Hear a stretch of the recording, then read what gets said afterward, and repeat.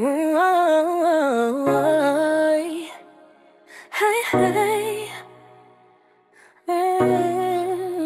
po na nakaupo, subukan nyo namang tumayo.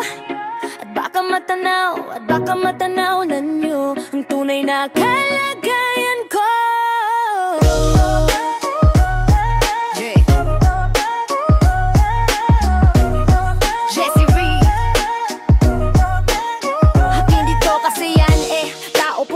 Ba kayo sa loob ng malaking bahay at malawak na bakuran? Mataas na pader, pinapaligiran at nakapilang mga mamahaling sasakyan. Mga bantay na laging bulong ng bulong, wala namang kasal pero marami ang nakabarong. Lumakas man ng ulan ay walang butas ang bubong. Mga plato at kutsara na hindi kilala. Ang tutong at ang kanin ay simputi ng gatas na nasa kahon. At kahit na hindi pasko sa lamesa ay may hamon. Ang sarap sigurong manirahan sa bahay na ganyan. Sabi pa nila ay dito mo rin matatagpuan ang tao na nagmamay-ari ng isang upuan na pag may pagkakatao'y pinag-aagawan. Kaya naman hindi niya pinakakawalan. Kung makikita ko lamang siya ay aking sisigawan. Kayo po na nakaupo, subukan nyo namang tumayo.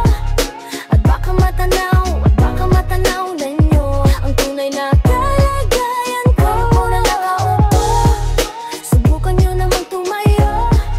At baka matanaw na nyo ang tunay na kalagayan ko. Brasangan galang na po sa taong nakaupo. Alam nyo bang pantakal ng bigas namin ay di puno? Ang dingding ng bahay namin ay pinagtagpi-tagbinyero. Sa gabi ay sobrang init na tumutunaw ng yelo na di kayang bilhin upang ilagay sa inumin. Pinakulong tubig sa lumang takuling, uling-uling gampang danggahin na inanod lamang sa estero na nagsisilbing kusina. Sa umagay aming banyo ang aking inay na may kayamanan. Isang kaldero na mangguntalang dangdang ng mahing ama ay sumweldo pero kulang na kulang pa rin. Ulam na tuyo asin, ang 50 pesos sa maghapoy pagkakasyahin. Di ko alam kung talagang maraming harang o mataas lang ang bako doon. Nagbubulag-bulagan lamang po kayo kahit sa dami ng pera nyo. Walang doktor na makapagpakalinaw ng mata nyo. Go! Wala masyadong halata, bato-bato sa langit. Ang matama ay wag magalit.